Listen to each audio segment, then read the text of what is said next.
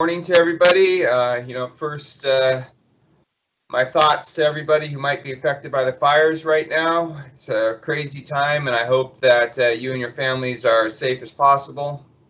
There's fires all over the West, and definitely the sort of issues that we need to think about going forward.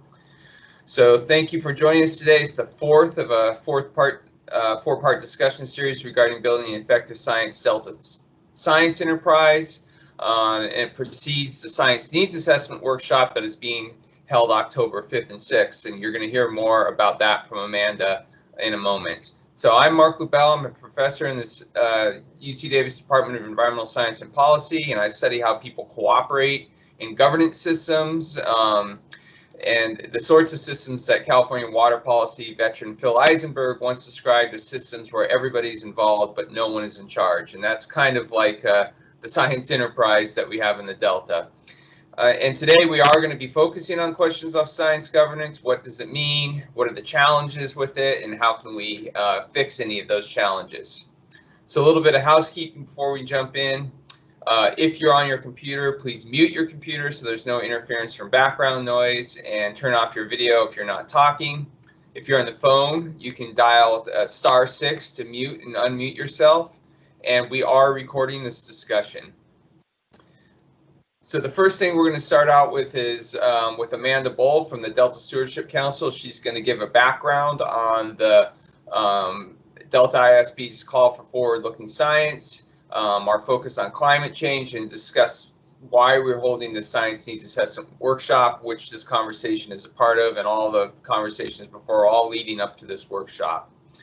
And but the primary focus of today's session is the conversation with our three panelists. So on the phone and later we're going to hear from Joaquin Esquivel, chair of the State Water Resources Control Board. He was appointed to the board by Governor Brown in 2017 and designated as the chair in 2019. He has a long history of engagement with California water policy and politics in DC as well, and so he's really seen science at the front lines of water policy. We also have Darcy Austin, the science manager for the state water contractors. She oversees the state water contractor science program, so she gets to see the science enterprise in action from the perspective of water supply in California. And we also have Carl Wilcox. He's the Delta advisor from the California Department of Fish and Game, and Carl has also had a long history of engaging water and science at California Department of Fish and Wildlife, and currently represents California Department of Fish and Wildlife in important science programs like the Collaborative Science and Adaptive Management Program and the Interagency Ecological Program. So the panels will be discussing the main challenges related to science governance in the Delta Science Enterprise and the potential solutions. Throughout this discussion, we are going to be posing questions via Mentimeter, and you may, if you participate in these other discussions, remember Mentimeter is an online survey software that you can access via your phone or your computer or your tablet or whatever device you're on, and we'll provide instructions on how to get to that. And after the panelists speak, we're going to have an open Q&A where we'll hope to hear from you about your questions about what you heard, and or broader questions about science governance.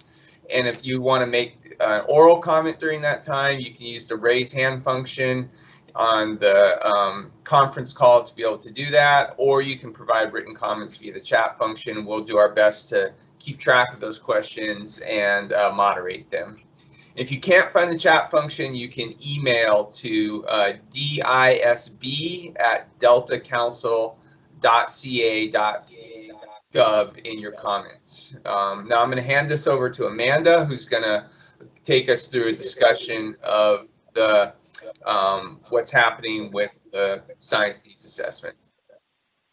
Great, thanks, Mark, and good morning, everyone. Cheryl, if you want to move to the next slide, I think it's slide 3. There we go. So I'm just going to quickly walk through kind of the impetus for the science needs assessment, the workshop, and then this discussion series that we're doing. In February 2019, the Delta ISB sent a letter to the Delta Plan Interagency Implementation Committee, or DPIC, encouraging the development of a strategic and forward-looking science needs assessment. And this was done in response to the Delta Science funding Initiative white paper that came out around that same time, as well as the update to the Delta Science Plan. And in response, DPIC included the science needs assessment as one of the 3 priority actions to come out of the expanded Delta Science Funding and Governance Initiative. And then running parallel to this process has been the development of the ISB's discussion paper and the scientific panel that they held pre-COVID, exploring preemptive science needs in the context of rapid environmental changes. And if anyone needs links to any of these documents that I've referenced, please let me or Edmund know. Okay, next slide. So to move forward on the science needs assessment, a planning team was brought together to help develop the science needs assessment workshop. And this planning team is comprised of state and federal agency representatives, as well as representatives from water agencies. Next slide. The Science Needs Assessment Workshop was originally planned for April 27th and 28th as a full-on 2-day workshop co-hosted by the ISB and DPIC. Due to COVID, we rescheduled the workshop for October 5th and 6th, so just a month away now, and then also added these 4 pre-workshop discussions to begin addressing the 4 main questions posed or that we were planning to pose in the workshop itself. And then to support all of this, an advanced briefing paper was drafted and is currently available on the Council's website that really sets the stage for this entire effort, provides background, and then again poses these questions that the pre-workshop panels have been discussing, and that the breakout groups that we'll be having within the workshop on October 5th and 6th will also be discussing. Next slide. And so the goal for the workshop and these pre-workshop discussions are twofold. One is to identify key science efforts that will provide answers and insights for likely management questions in the long term. And then 2, to discuss how to organize the science enterprise to address these complex and changing problems. And this is really kind of what the focus of today's discussion is about. And then the results from this effort, namely the actual science needs assessment, will feed into the Delta Science Plan over the long term, and then as well as the Delta Science Action Agenda. And the Science Action Agenda is primarily focuses on determining what science managers need right now, what type of science needs to be done and conducted at the moment. And the Science Needs Assessment focuses the science needs assessment, in contrast, focuses on what science we need to start maybe doing immediately, but that really is trying to address some of the challenges that we feel managers are going to be facing in the future. And as most of you are probably aware, the Science Action Agenda is currently in the process of being updated and is initially focusing on identifying management questions for the system. So next slide, please. And so the discussion series, here we are with the 4 of 4. And so I'm just quickly going to kind of go through what the previous 3 have focused on and kind of what we learned from those. So the first, next slide, please. So the first discussion was held on April 28th, and during this first one, Dr. John Calloway presented projected climate change impacts for the Delta, kind of based on what our current understanding is. John highlighted 3 key mechanisms for Delta climate change impacts, also noted the importance of the time frame in which we operate and how we should address related uncertainties. John also talked about how we know that there are impactful factors beyond climate, namely human response to these factors, and then the associated uncertainty with those. And that we also know that climate change will impact water quality with more salinity intrusion and increased temperatures. It will also impact habitat and species with increased temperature and salinity stress on aquatic communities, increased inundation of wetland and terrestrial communities. And then also focused on how climate change impacts will affect humans, namely with the effects on water supply, including salinity management, levee failure potentially, and then flooding risks to populations, agriculture, and infrastructure. So the second discussion was on June 3rd, and the focus of this one was to gain perspective from decision makers and managers currently working in the Delta. So we had a panel of decision makers who discussed 2 questions primarily. What will decision makers and stakeholders need to know in the future? And then what are the implications of future changes for management and stakeholder needs? And a participant discussion was prompted through a polling application, Mentimeter, which Mark mentioned and which we'll be utilizing today as well, and a Q&A session with the panelists. We received instructive feedback from participants on their ideas of how the science community can help in providing decision makers with information and answers to management questions. the July 28th discussion seminar, the third of the four that we're doing.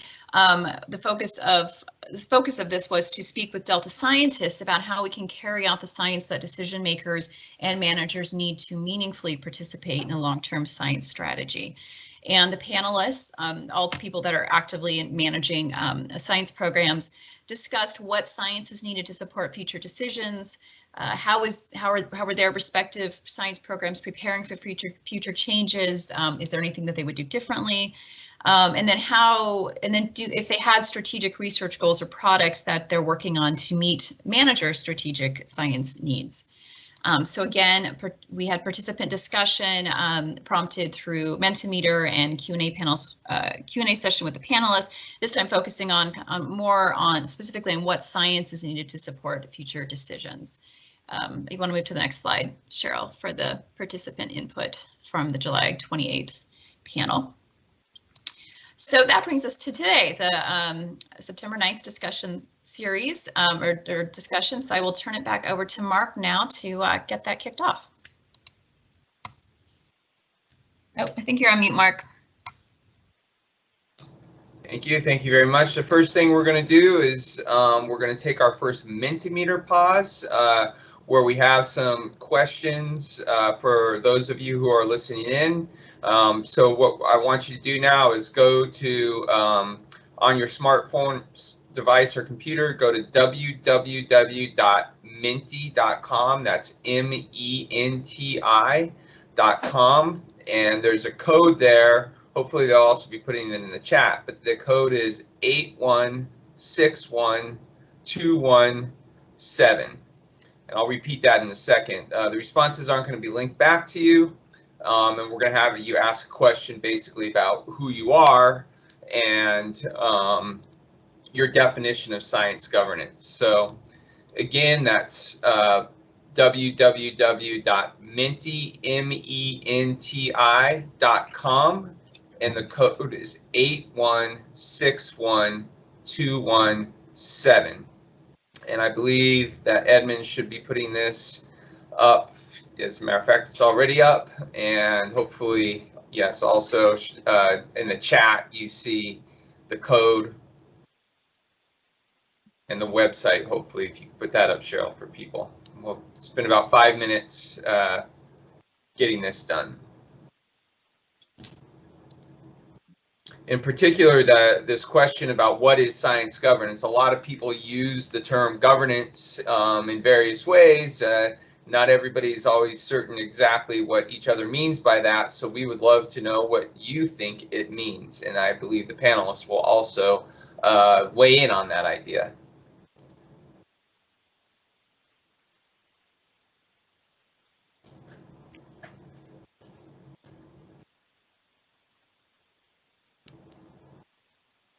We'll pause here for a couple minutes because I know it takes people time to type, especially if you're on a smartphone.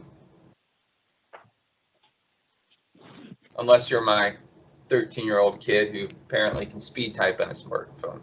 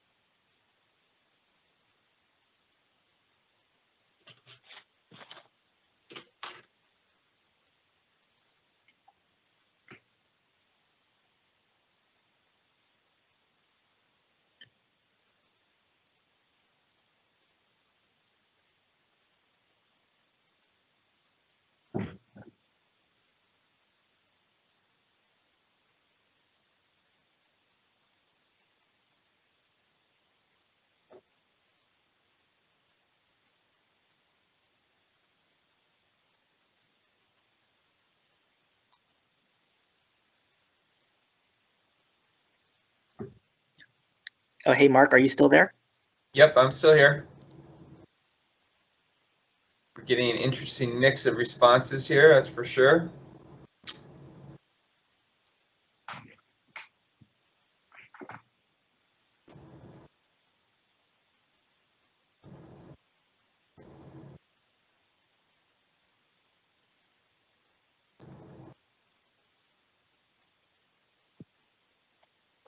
just eyeballing this, I definitely see some overlapping themes, and that's a good thing that we're not all living in completely different universes when it comes to describing what science governance is about.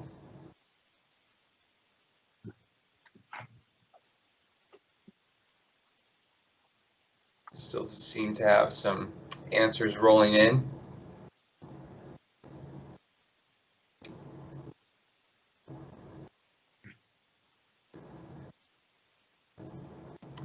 Edmund, I'm not sure when you want to cut this off, so. Yeah, I think we're ready. I'm not seeing any new responses. It's just scrolling through people's responses. Okay, great. So thank you for your replies to that. We will have another Mentimeter opportunity a little bit later to respond to what you hear in the panel. But now I would like to turn to the panel. And I hope that Joaquin, Darcy, and Carl are all tuned in and ready to go. I'll probably go in the order that we have here up on my script. So what we're going to do is ask Joaquin, Darcy, and Carl to respond to 3 main questions, 5-6 minutes apiece. They may take on all of these questions or a portion of it, or they may say something different, which you'll see. The questions are to give their definition of science governance, speak about some of the main challenges that you see for science governance from your experience and the type of organization and positions that you've had. And then what are some of the potential solutions that you could think about to overcoming those challenges, hopefully being fairly specific there, because oftentimes it's frustrating when people say, well, we need to coordinate, and to be able to overcome that problem, we should coordinate. So getting something a little bit more specific would be great. So why don't we start with Joaquin, and then 5-6 minutes apiece, and then we'll move to Darcy and then Carl.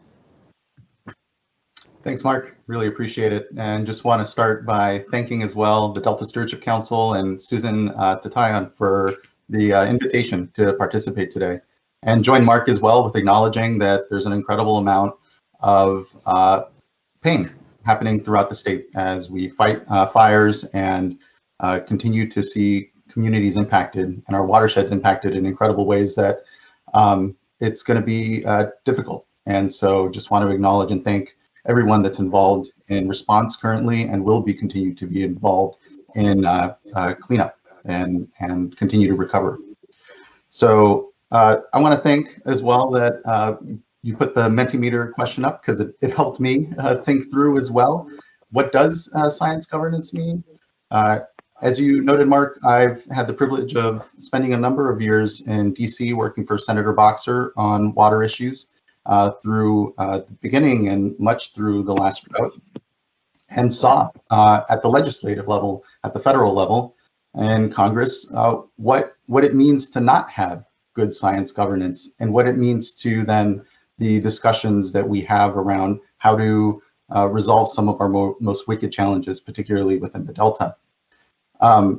Science governance for me is less about sort of the decision-making structure around the science, but really the framework under which we all collectively work within a science enterprise. And what I mean by that is that if you look at the State Water Board, we don't fund a tremendous amount of science, but have and are certainly dependent upon synthesizing the science and activities that happen around so many of the decisions that we're called to make.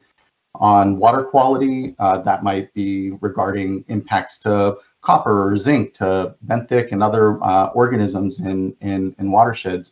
On the water rights side, obviously, it's simply who, when, and where water is being taken out and put to beneficial use. All of that, again, I think adds up to certainly an enterprise around science. We have monitoring requirements as part of our National Pollutant Discharge and Elimination System permits. We have monitoring requirements as part of our water rights and water rights holders at the state. And so better understanding that, how monitoring, how just observing the natural environment and understanding what's happening within our ecosystems is a basis for which science activities happen.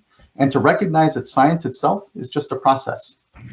It is a way of testing hypotheses and otherwise approaching what are, again, very difficult decisions throughout the landscape. And so science governance for me is really the awareness of the science community, of that science enterprise, of those activities, from collecting data and monitoring to then actually testing hypotheses and having academics who are plugged in, understand and know where various information, whether it be from monitoring or from historic, required, and otherwise, or from new data or information, which includes spatial satellite data rather and remote sensing data that increasingly is becoming part of the discussion here and is part of the challenge as well when we talk about how do you govern large amounts of data, how do you create the trust that I think science governance, a discussion around science governance creates for us, that there is there's a dedication to what is ultimately a difficult truth to find. And that is a truth that impacts our operations. It's a truth that impacts our regulations, and ultimately, and most importantly, how we're going to actually adapt to a rapidly changing climate that we see already. And if we don't have a science enterprise that allows for the quick assimilation of that information, again, whether it be through monitoring requirements or other sources, into then what are the decision making that happen in our watersheds in a very disparate way between water managers and others on a day-to-day basis. How do we create that common understanding? And I really think it is that shared understanding that a discussion around science governance helps better provide. Certainly I've only been at the board now for about 4 years. The regulator role, and actually that sounds quite a lot longer than now saying it, but certainly coming to this role now as a regulator, where as a decision-making body, the 5 of us at the State Water Resources Control Board are so incredibly dependent upon a good and trusting science community and governance enterprise, if you will, and that we have missed that. And it shows some of the difficulties we have in the discussions around just what we do, not just in the Delta, but in this 40% watershed that connects us on the San Joaquin and Sacramento side throughout the state. And so, this conversation is incredibly important. And I think there have been strides these last years. It's your point, Mark, it can be a little frustrating because it can seem a little nebulous what it is that we're even drilling down into, where it's, collaboration for the sake of collaboration. We need to collaborate more. And if we collaborate, we can collaborate. I think what has been helpful is that there has been an enumeration of the different agencies. I think of the maps of the state agencies involved in science, the many of us, and you'll hear obviously from others on the panel here, that I think there's been progress toward mapping out that environment, just understanding simply where the activities are happening, where the information is, and really now it is that next step to say, how do we better synthesize where we're going to keep information, where, and there I'll just give nod that the Open Water Data and Transparency Act has provided a framework for us, with Fish and Wildlife, with DWR, the State Water Board, to better understand where and who has what data, and how do we continue to unearth that so as to allow it to better contribute to science governance and discussion. And I'll stop there, because otherwise I'll continue to rant on and want to make sure that we have time for everyone else. Yes, it's a topic that is well worth ranting if you have the time, for sure. So I was nice to hear you talk about the maps. Maybe you've seen some of the network maps that you're thinking about that one of my former students produced for the science board. And just being able to see who's who and what's what, I think helps people start to think about the system. So why don't we move on to Darcy, and you can discuss your perspective on science governance from the State Water Contractors. Yeah, and I thank you, everybody, for inviting me to be here. I guess I'm not quite sure if I should go through all of the questions, but I'll just start out with a little bit about the State Water Contractors. We are an association, a nonprofit association of 27 public water agencies. And we provide clean, affordable drinking water to more than 27 million Californians, and then also irrigation for 750,000 acres of farmland throughout California. And we have a science program that sort of takes off from where the SWFCA science program left. And we invest about $2.4 million annually with this commitment to helping science-based decision-making for the management of the Delta.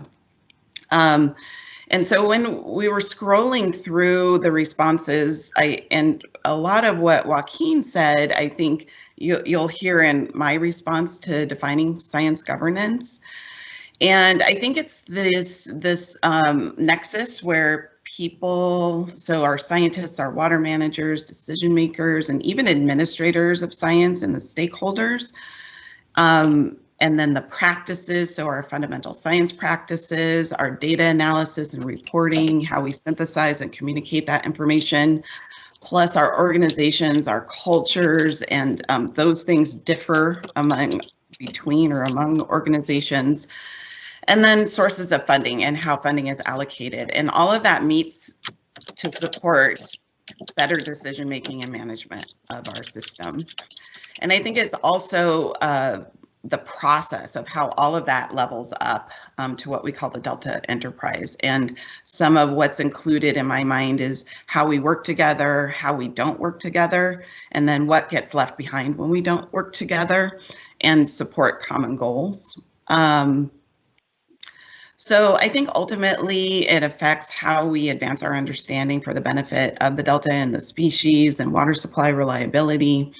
And layered on top of all of that is the politics and these behavioral norms that we all have. I mean, we're all people. And I might allude to it later, but scientists don't always agree, and that can be a good thing.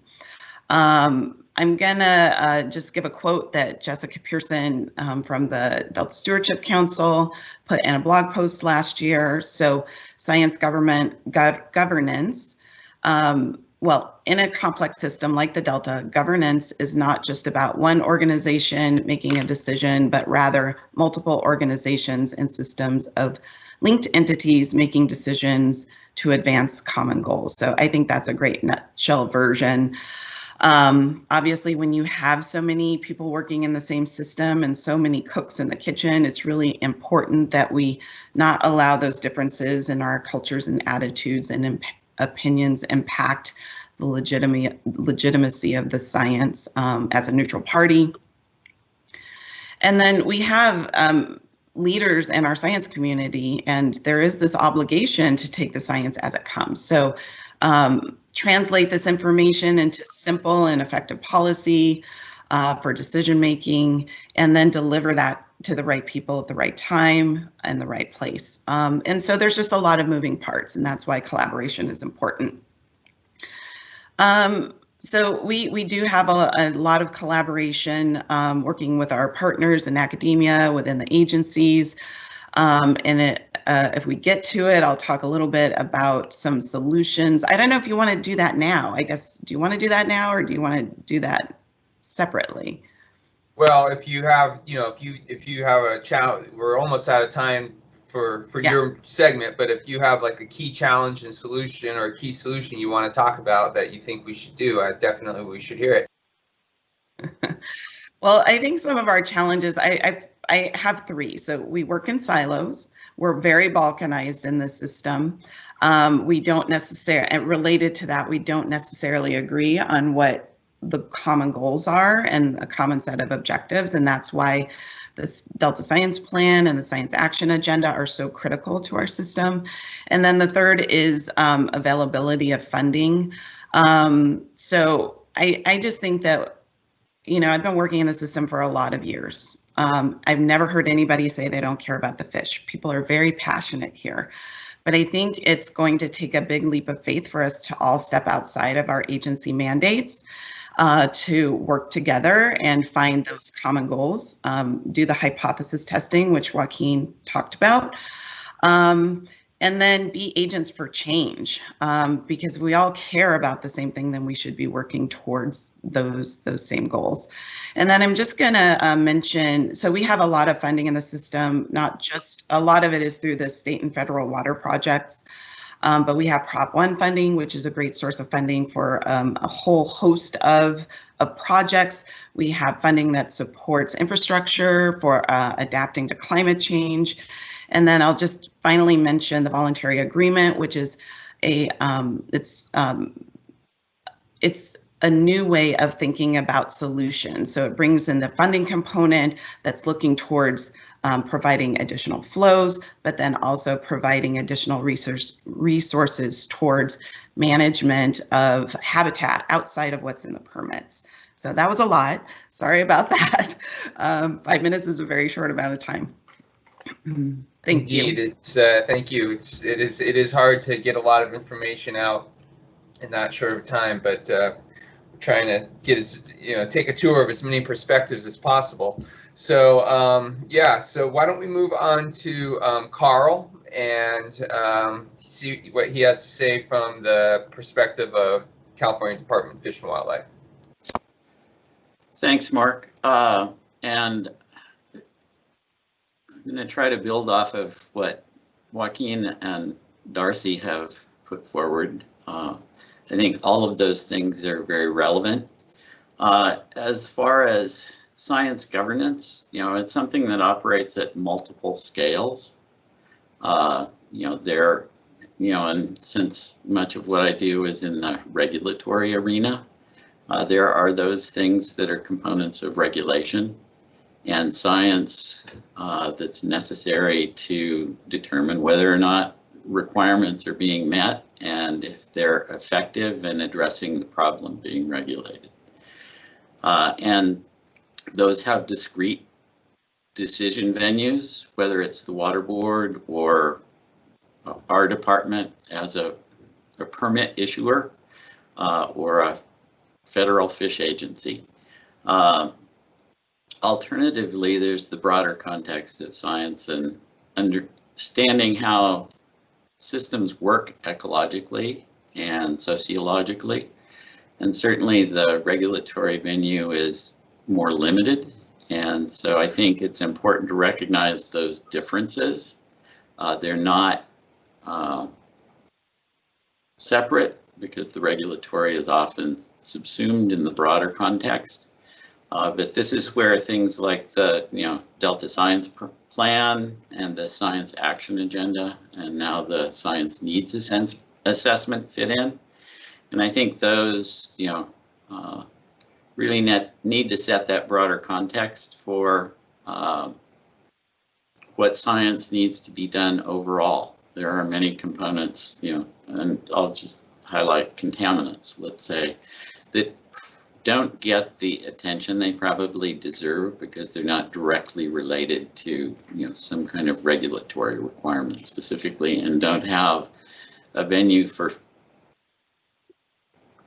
funding. As part of Prop 1, as Darcy indicated, there is money available for science in the Delta, and water quality is a component of it, but very few, let's say, contaminant-related studies have been funded through that venue, given other priorities so, I think this goes to the funding structure for science and the need for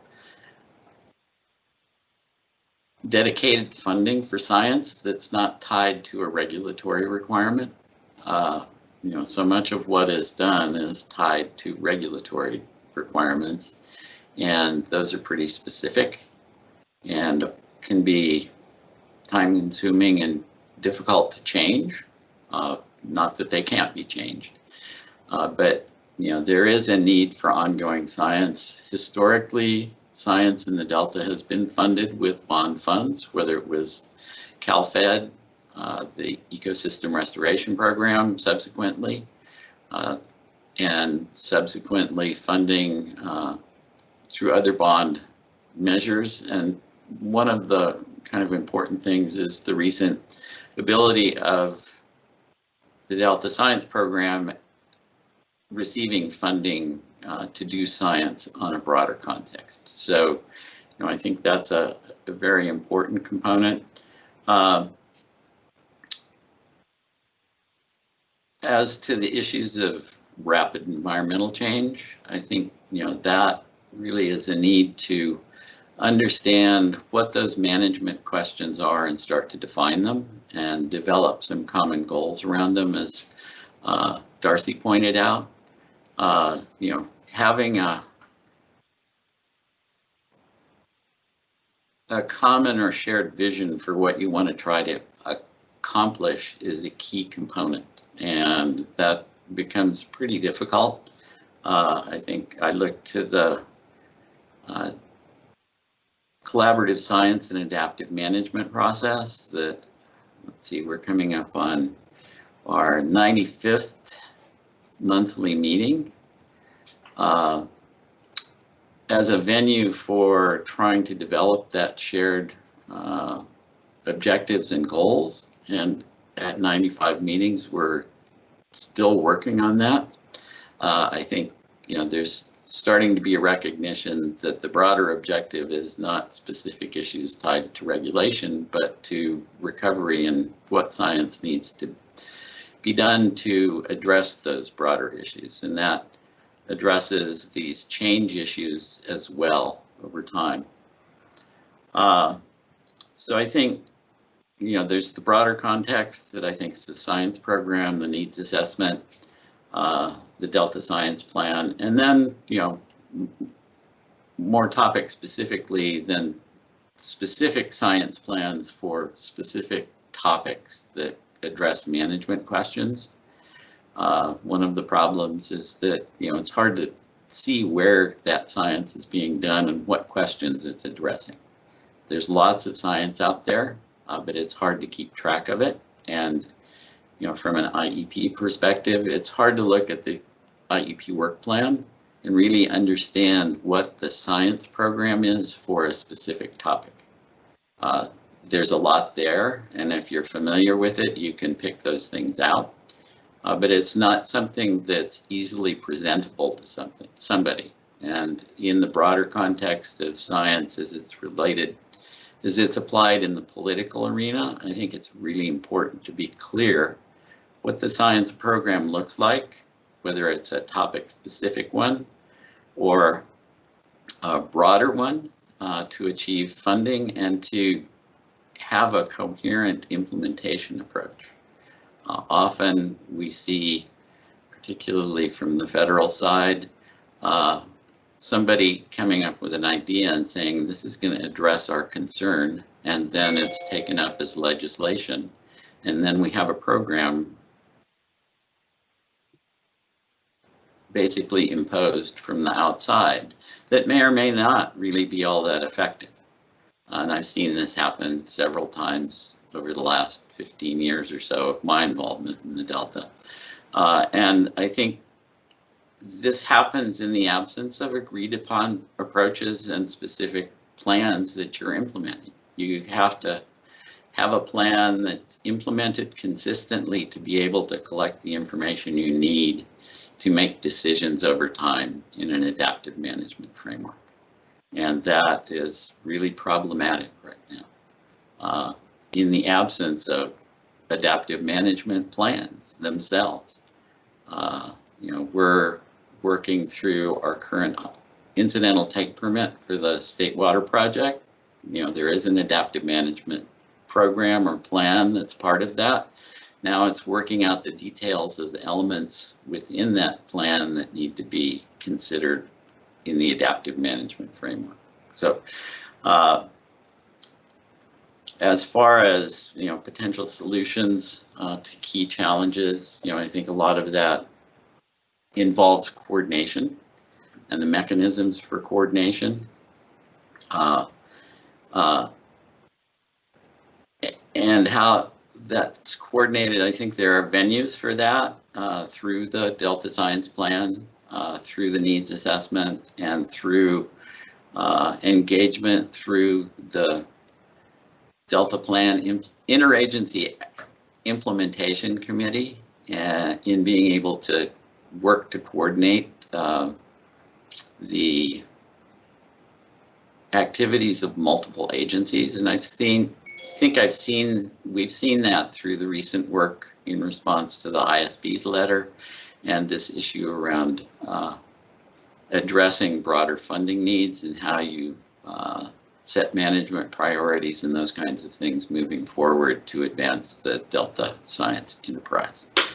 I think with that, I'll just end my comments and we can move along.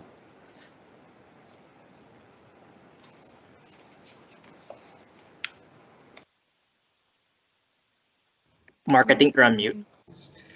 Sorry, thank you very much. There's interesting to hear from everybody, a mixture of social processes and structural things that you got to think about in the governance of the science enterprise. So it's not all just about structure, it's about the people and the communities as well. So now we're going to go to, before we get to our questions from the broader audience, we have another Mentimeter pause. So why don't we set that up again, just to remind you. It's www.menti.com, MENTI.com, code 8161217. I'm going to ask you to think about the challenges in the Delta.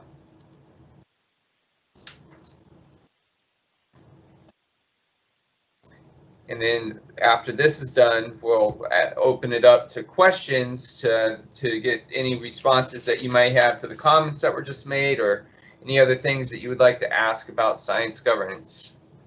And that those questions can be verbally expressed by raising your hand on the chat there using the raise your hand function, or to write it out. And I'll do my best to moderate that with the help of the Delta Science Program staff.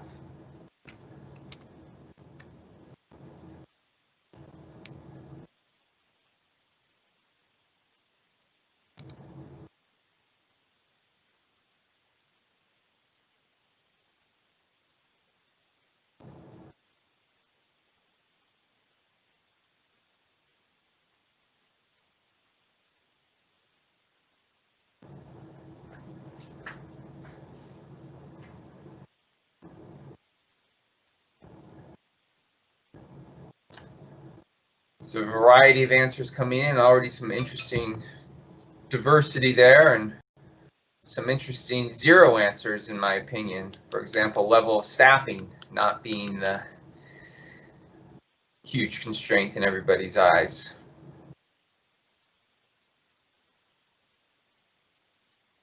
So Edmund, it looks like the answers are slowing down there. Yes, so I think we're ready to move on to the next one. Okay. So in this question, just think about what the science challenge that you identified as your high priority one, and write down, you know, what you think a solution might be to solving that challenge. And the more specific you can be, the better off everybody will be.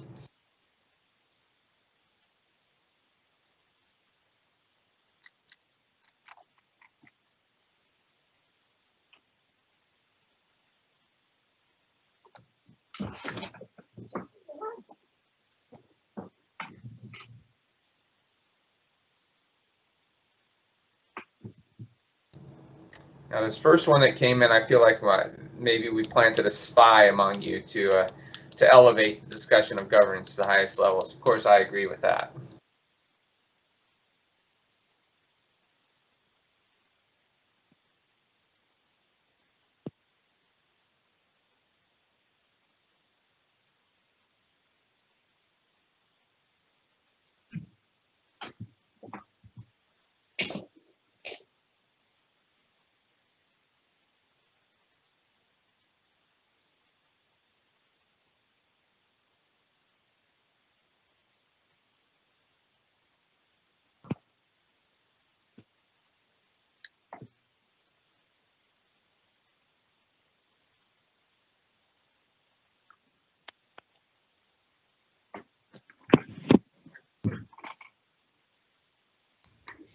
Hey, Mark, we have a request from someone on the phone that they'd like you to maybe read some of the responses we're getting in because they can't actually see them as they're coming up. Oh, and you're on mute again. Yep, I'll do that. The California legislature needs to provide more funding to the council. I said that specifically for you, Amanda.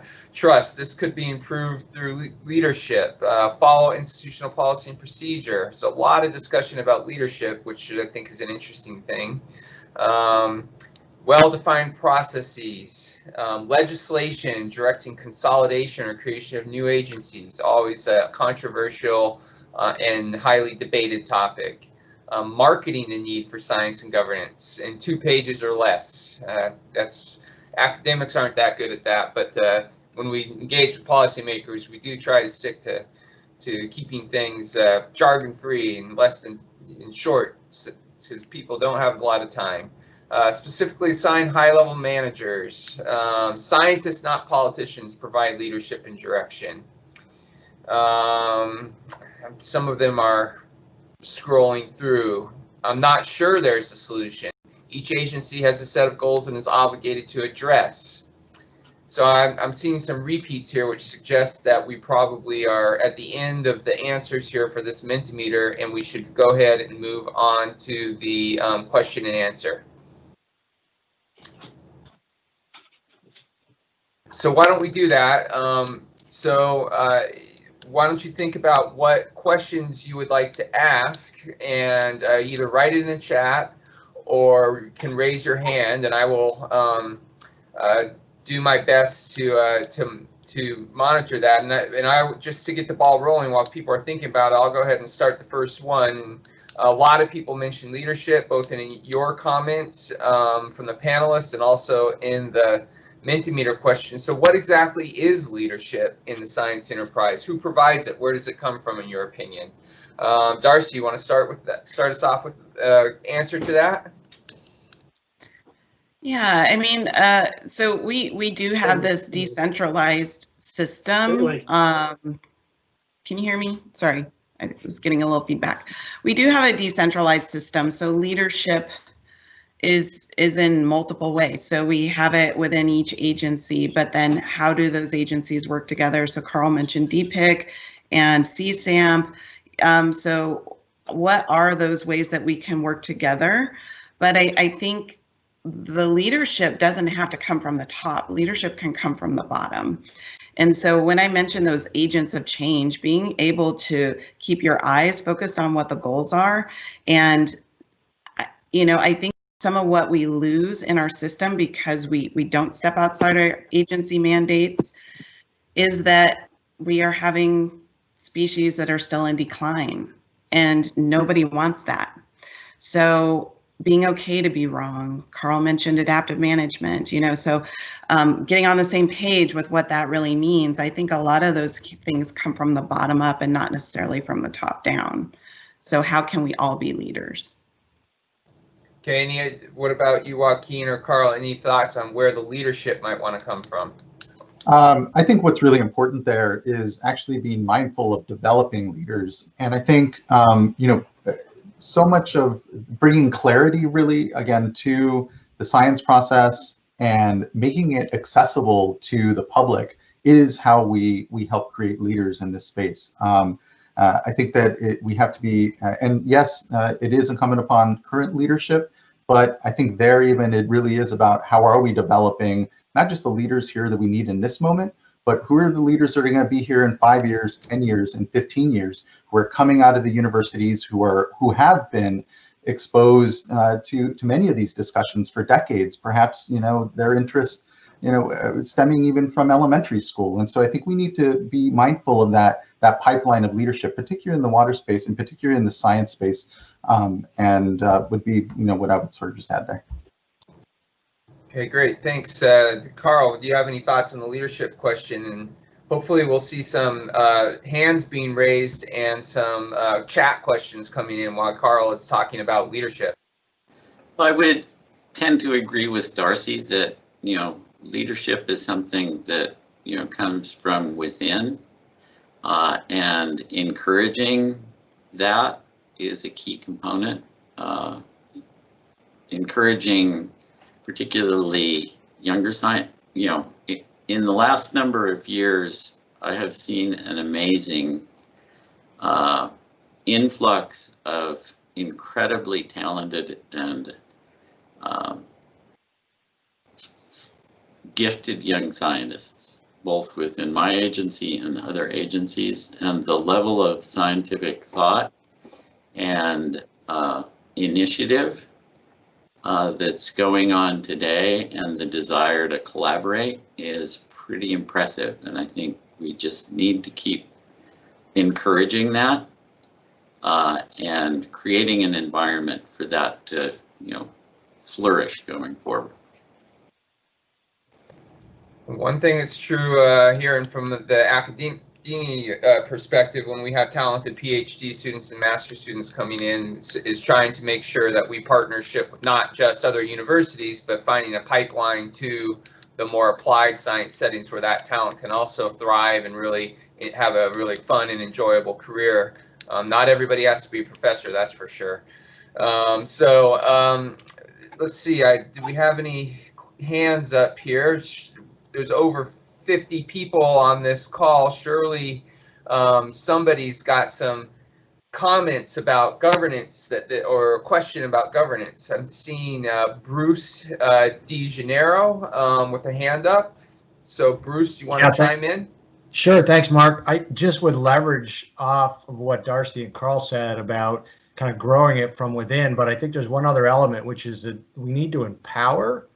Like, there has to be a mandate for somebody to take the lead. When we're talking about an enterprise, I was trying to think of a decent analogy. If you think of like a fleet of ships, one of those ships has to have, a commander, and then each one of the other ships, there's a kind of communication structure, but everybody has to kind of agree that they're going to follow that lead ship, or, they're going to conform to some kind of a unified adventure, right? And so it seems to me we have to empower all the individual ship captains to play to a larger game plan. Okay. And if I could add something, I would just I would add that I think sometimes what ends up happening, particularly in the Delta, is that we confuse the ESA and sort of the floor that discussion has really been, I think, these last years around what we do and how we manage, and confuse it for, this sort of greater thing I think we're all really striving for and trying to get out from single species ESA discussions, but, have been the forum for which some of the most important collaboration has come out, and want to acknowledge that and your leadership there. But also flag, I think thematically and topically in the Delta, we can confuse ESA protections. I think this gets to Bruce's point, or I'm sorry, Carl's point as well, around requirements that may be part of regulatory compliance and otherwise, and they're certainly Fish and Wildlife and their role at the federal level, but here at the state as well, around Endangered Species Act implementation. But I think we have to be careful not to continue to sort of allow ESA discussions to be the floor of the science that we discuss when we talk about the needs in the watersheds and what we're actually striving for. And I know there is an acknowledgement from the state water contractors and others of that, and just wanted to add on. Great, thank you. So we do have a question from John Calloway, who happens to have some experience in the science enterprise. So there are many comments about the need to incorporate scientists as well as decision makers. It's challenging for science to understand decision makers and vice versa. So how can we improve the discussion between scientists and decision makers so we can better understand each other? Anybody want to take that on? Carl? Well, keeping it simple. And not getting too far into the weeds. So this becomes the really difficult part of really synthesizing results down to provide kind of the kernel of what you've learned that can inform subsequent decision making. So that is always the most difficult thing, because science, particularly science in the Delta, is very tangled and noisy, and it's hard to have a really clean experiment that says, this is our hypothesis, and we ran our experiment, and yeah, we either confirmed it or we didn't. Well, it's not the way it happens, unfortunately. So, it's really kind of pulling those nuggets out, what we've learned, and I think more consistent and timely reporting of results on an annual basis, so people can kind of understand what's happening in the system as opposed to, and the trends that occur. And the science programs put out kind of a yearly wrap up of science in the delta or trends. And I think something like that kind of consistently needs to be put forward so people have an understanding of kind of what happened last year in the context of what came before, in a simple 10-pager or less. How about you, Joaquin? As the chair of the State Water Resources Control Board, you often have to make a lot of decisions quickly and have a lot of information coming at you. What type of science communication makes it effective for you? Yeah, I appreciate that. I think to Carl's point, it's about keeping it simple, but I think really critically, it's how do we explain uncertainty? And I think from a decision-making standpoint, whether it's at the board or you're a legislator, and to Carl's point, you have this proposal for this thing that's going to solve. It's the key, right? It's what's been missing. It's going to recover species. We just need to do it, and for some reason we can't do it. Otherwise, we would like you to put it into a program and go for it. The issue there is, I think we are all, as a decision maker or in the legislature, looking for some certainty around the actions and what we should do, and to show that we're doing something and we're actually going to try to resolve it. And I think the problem is the science is simply it's not there around that certainty. And so how we deal with that, how we communicate that, and make people okay with the uncertainty as opposed to maybe doing it a disservice and kind of flattening down what might be a lot of complexity in the sort of silver bullet sort of selling of any one action or management decision that can be, the inflection point here. And it really is the totality of that. And again, it's that difficulty in explaining in the scientific process that there's just more uncertainty than certainty that we have in there, but that's okay. And it's part of this movement that we need to have an agreement on how we actually get to then more certain outcomes. But we don't by having inaction and continuing to kind of, anyway, tread water.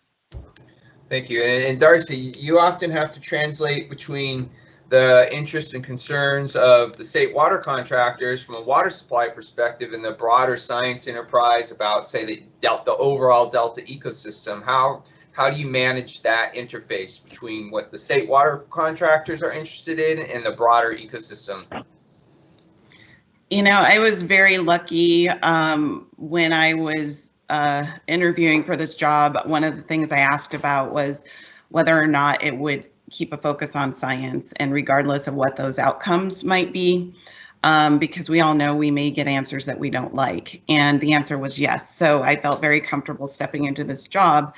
So we do keep a focus on management relevant science and conducting or funding work that is very transparent, it's hypothesis based, and hopefully it has outcomes that will create information that's useful, not just for water management, but for everybody in the Delta. And sometimes it's leveraged or piggybacked on work that other folks are doing. But really, for me, it's still all about the science. The science has to be objective, rigorous, transparent, all of those things that we all hope for, so that I feel like we've gone a long way to get away from that combat science era that a lot of us remember.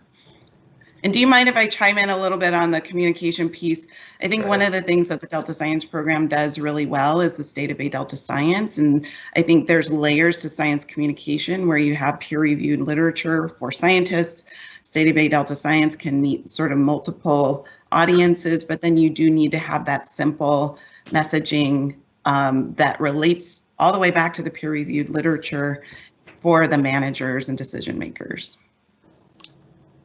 Thank you. We're almost out of time. I see one more hand up here from Tamara Kraus. So Tamara, would you like to go ahead and ask your question? And maybe you can say what organization you're coming from. This is Tamara Kraus. I'm with the USGS, and I saw that there were two comments. I wanted to kind of ask a question related to those. So we're talking about silos between agencies and also between different maybe science groups, like silos between fish people and hydrodynamic people. We all try to work together, and there's some financial barriers sometimes to that. But I wanted to ask about the silos between management and science, as well as between managers and science, which is, you know, something John Calloway's question addresses. And I guess I'll ask this a little bit more specifically. So I think there is a need for scientists to understand management needs, and then for managers to understand what science, where science is and what science is capable of, you know, what data we can collect, how expensive it is, what the effort is. So improving communication on that level would be great. But I also want to point out that in some cases, it's almost discouraged for managers and scientists to work together because of this desire to have the scientists be objective and rigorous and transparent. But I do think that some of the best science comes when the scientists are able to work directly with managers. And I guess at specific examples, sometimes if an agency puts out a proposal call, you kind of want to, as a scientist, I would like to talk to them and ask them, what are your top priorities? But they're really not allowed to talk to you because then they'll be biasing you. And I just want to point that out as a way that I think better science could be done, is if there was an improvement between communication between scientists and managers, and just wanted to hear your opinion on that. Okay, the linking science and management and actually leading to better science, which I actually agree with quite a bit. What are your thoughts on that? Anybody want to take that up? Yeah, Mark, I'll just jump in really quickly. I totally understand that point. I think where we can, we look to engage as much as possible, particularly where there's situations that where what are considered directed actions can be developed, and places like CSAMP provide a venue for doing those kinds of things. If it's the granting program, you know, it's a competitive grant program, we try to construct the grant notice to, as clearly as possible, identify our priorities. And many times those are linked back to the science action agenda or specific topic areas, and those change on an annual, generally with each grant cycle to some degree.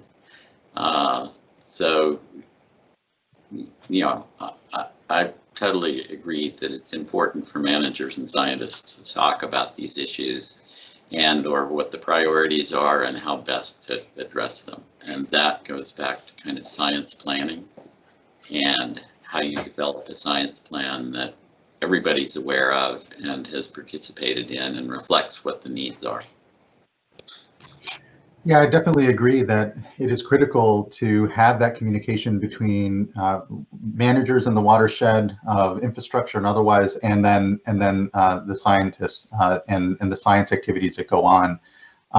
You know, the board, I will say candidly, sometimes gets accused of wanting to run infrastructure in the various watersheds. And you say the Bay Delta Water Quality Control Plan update, but it's not. It's wanting to see that better process, wanting to see, you know, better decisions informed by science and balanced out by the many, you know, complex needs that I know our water infrastructure throughout the state requires. And so I think, you know, how we get that, how we sort of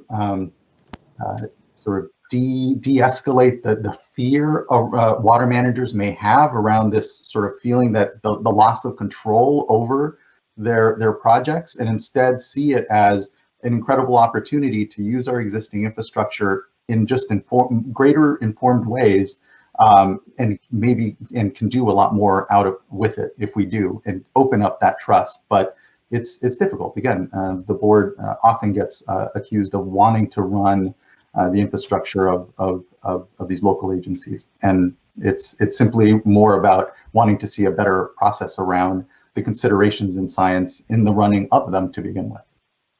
So Darcy, any last word on the communication between scientists and managers and the importance of it and how to manage that communication? Well, I will just say from my perspective, I think a lot of managers are scientists or have a science background, so maybe it isn't as big of a divide as we think. But then I looked at Brian Bergamasky's question, and so I think different organizations are dealing with things differently. So he said many scientists need funding to participate in planning discussions. So, and that's tricky because you don't want to have a scientist saying this is what we should do and then give me the money. So I think it's tricky. It's on different levels, but I just really wanted to say that I think of Carl as both a manager and a scientist. And so I think there is a natural bridge already. We just maybe need to get down to some of those nuanced levels to figure out better solutions. I will add that money is always a good incentive for scientists, but it's interesting that in academia we often don't get as much recognition within our own institutions for engaging our science in the policy arena. It's often seen as, oh, you should teach and publish your journal articles, but if you have a conversation or participate in a process like this, we don't get as much recognition, which is something that needs to be changed in universities as well, and something I definitely harp on here at UC Davis to our administration and others who are involved, like Jay Lund. We are constantly trying to educate deans and provosts and stuff that engagement with policy stakeholders is a critical function of the university. So I think we're out of time. Thank you very much to the panelists. Edmund or Amanda, do you want to say anything about follow-up here real quick? Yes, thanks, Mark. Just a couple of things. As I mentioned earlier, the workshop is October 5th and 6th, and registration is currently open.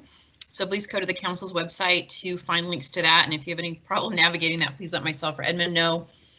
I really think that's, oh, and then also the science action agenda, as I mentioned, they are moving forward with identifying management questions.